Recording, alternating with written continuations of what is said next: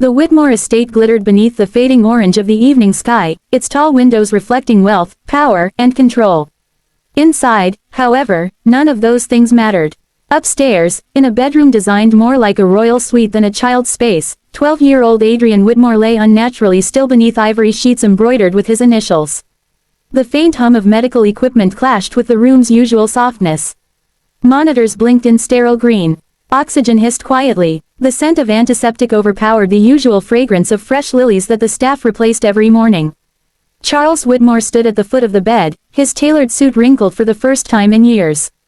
The titan of industry, founder of Whitmore Biotech, a man who could move markets with a single phone call, stared helplessly at his son. The private cardiologist cleared his throat. His voice was low, careful, almost reverent in its delivery. Mr. Whitmore, his heart is failing. We've administered everything available. The toxin is progressing too quickly. Charles's jaw tightened. How long? The doctor hesitated. Machines beeped steadily, as if counting down. An hour. Perhaps less. An hour. Charles repeated the words silently, as if testing their weight. He was used to negotiating billion-dollar contracts in under 60 minutes. He was used to measuring time in profit margins and market shifts. But this was different. You're telling me my son has 60 minutes to live? His voice cracked on the last word. The doctor nodded grimly. We don't know how the toxin entered his system. It's highly potent, unfamiliar. His cardiac tissue is shutting down. Call someone else, Charles snapped. Get the best toxicologist in the country. Fly them in. There isn't time. The words echoed against marble floors and vaulted ceilings. Adrian's fingers twitched faintly against the sheets. His skin had taken on a faint grayish tint. A thin sheen of sweat covered his forehead. Charles rushed to his side. Adrian, son. The boy didn't respond. Around the room, the household staff stood frozen. Security guards lined the doorway. Assistants clutched phones. A nurse adjusted IV lines with trembling hands. Near the back wall stood Amara. She wore a simple black and white maid's uniform, her dark hair neatly pulled back, posture straight but unobtrusive. She had worked in the Whitmore household for 3 years, quiet, efficient, nearly invisible. She polished silverware no one used, dusted shelves lined with awards and framed magazine covers, and cleaned laboratories she was never meant to touch intellectually. But tonight, as she watched Adrian's complexion darken to a faint bluish hue, something inside her shifted. Her breath caught. I know that color, she whispered to herself. The monitor suddenly shrieked as Adrian's heart rate dropped. The doctor rushed forward. Cardiac arrhythmia. Charles gripped the edge of the bed. Do something. We are. Adrian's body jerked weakly, then stilled again. Amara stepped closer without realizing it. Sir. Her voice trembled but carried across the room. May I see him? Charles turned sharply, eyes blazing. This is not the time. Please, she said again, firmer now. Something in her tone made the doctor glance at her. Let her through, he muttered distractedly. Amara approached the bed. Up close, she could see the subtle details others had missed. The faint puncture near Adrian's thumb, barely visible against his pale skin. The unusual rigidity of his fingers. The specific shade of cyanosis that didn't quite match typical chemical poisoning. She gently lifted his hand. Not poison, she murmured. The doctor frowned. Excuse me, it's venom. Silence fell. There are no snakes in this estate, the doctor replied sharply. Not snake venom, Amara said. Steady now. Arachnid, a rare tropical species. Its neurotoxin binds to cardiac muscle receptors, gradually paralyzing the heart. The doctor stared at her. That's highly specific knowledge. Charles looked at her as if truly seeing her for the first time. How would you know that? Amara swallowed, her throat tight. Before I came here, I studied medicine. Toxicology was my focus. The room went still. You're a maid, Charles said flatly.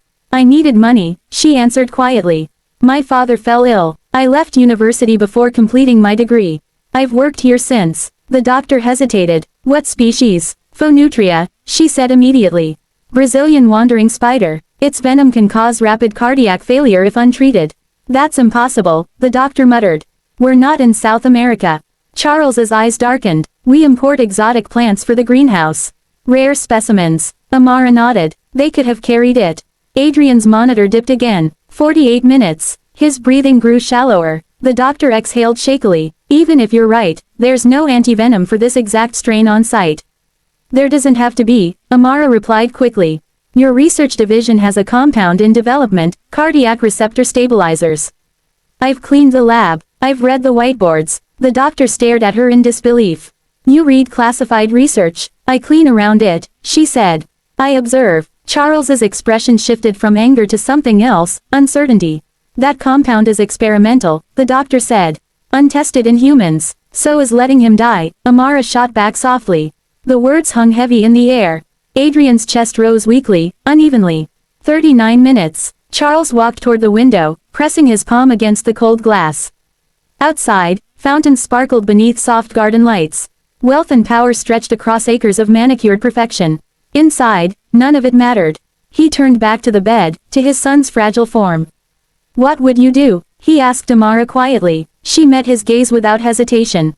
Synthesize a modified dose. Adjust concentration to counteract receptor binding. Administer intravenously. It's risky, but it's his only chance. The doctor hesitated. The lab downstairs could attempt it. But it would take precision. I can help, Amara said. Charles studied her face. There was no arrogance there. Only certainty, and fear. Another alarm blared. Adrian's heart rate plummeted briefly before recovering weakly. 32 minutes. Charles felt something inside him crack. For years he had believed control was power. Money was protection. Influence was immunity. Now, control had evaporated. He looked at the maid, the woman he had barely acknowledged in passing. Can you save him? He asked. Amara's voice softened. I can try. Charles closed his eyes for a moment. Then he nodded. Open the lab, he ordered the doctor. Whatever she needs. The room erupted into motion. Staff scrambled. Security cleared hallways. The doctor began issuing rapid instructions into his phone. Amara remained by Adrian's side for just a moment longer. She leaned close, her voice barely audible. Hold on, she whispered. Just hold on. The monitor continued its relentless countdown rhythm.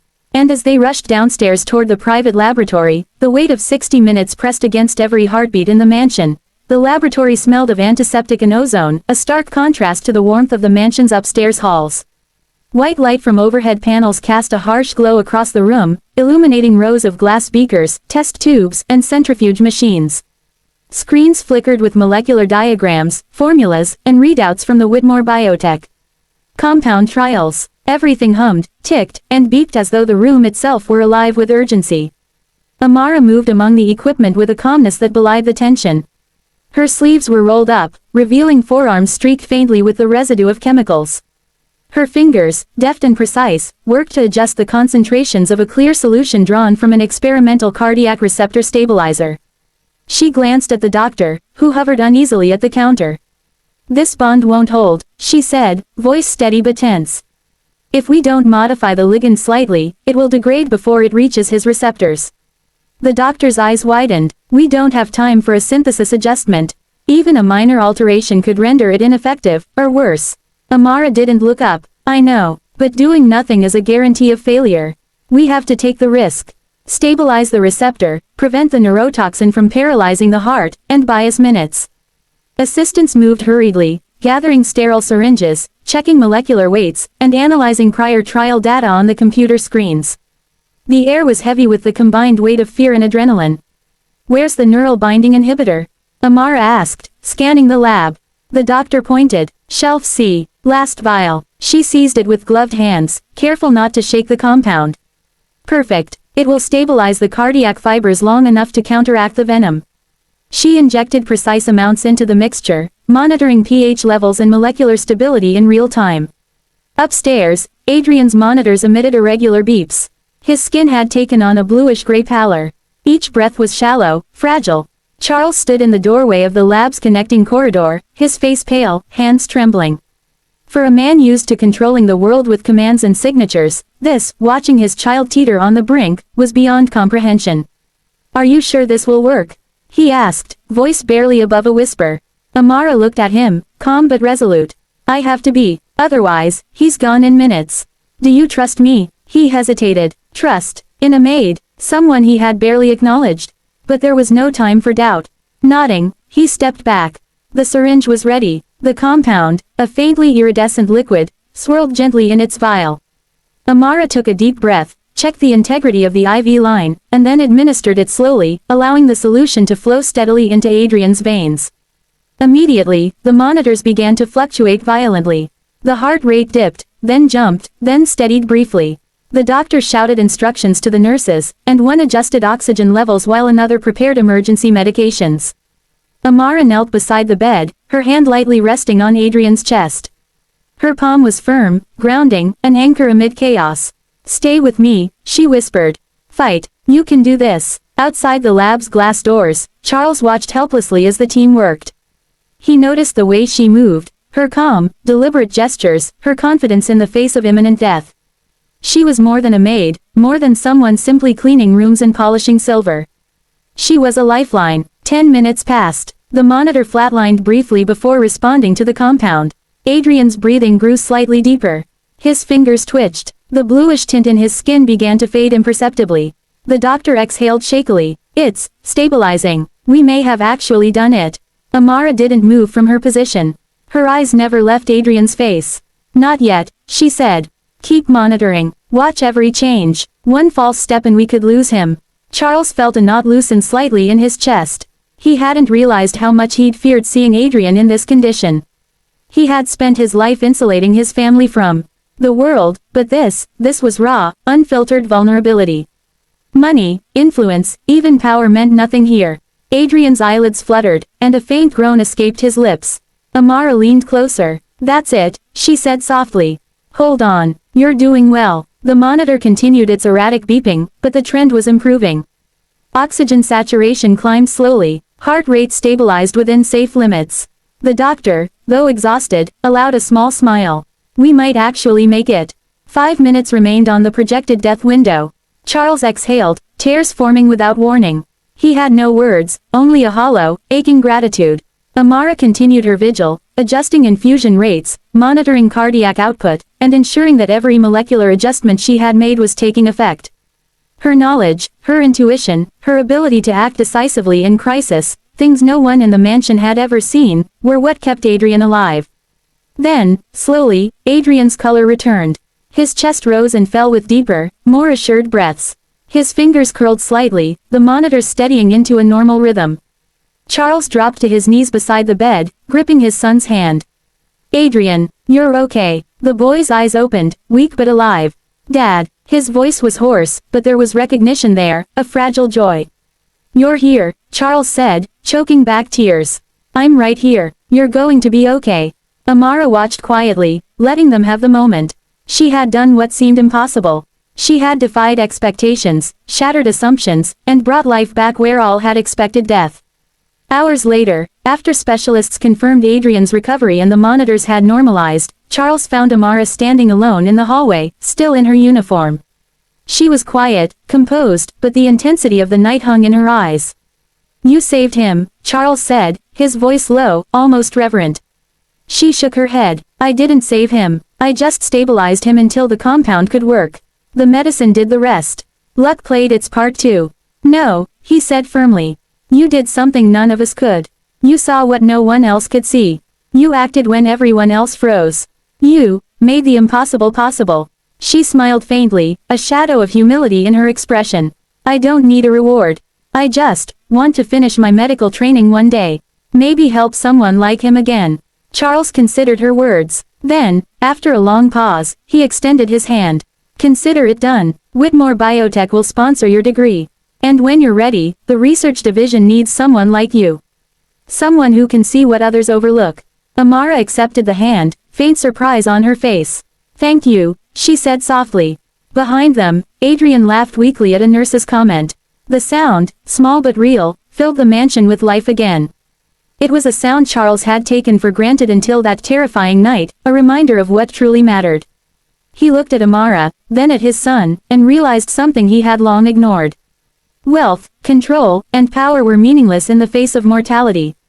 The true value had always been people, those who cared, who acted, who were willing to risk everything for another human life. And in that moment, Charles Whitmore understood that he had simply never seen it before. Until now, the mansion, once silent with dread, was alive again. The lights on the chandeliers reflected life, hope, and possibility. And in the quiet corners of the estate, Amara allowed herself a small, private smile. She had done what no one thought possible. She had beaten death in a race measured in minutes, and changed a family forever.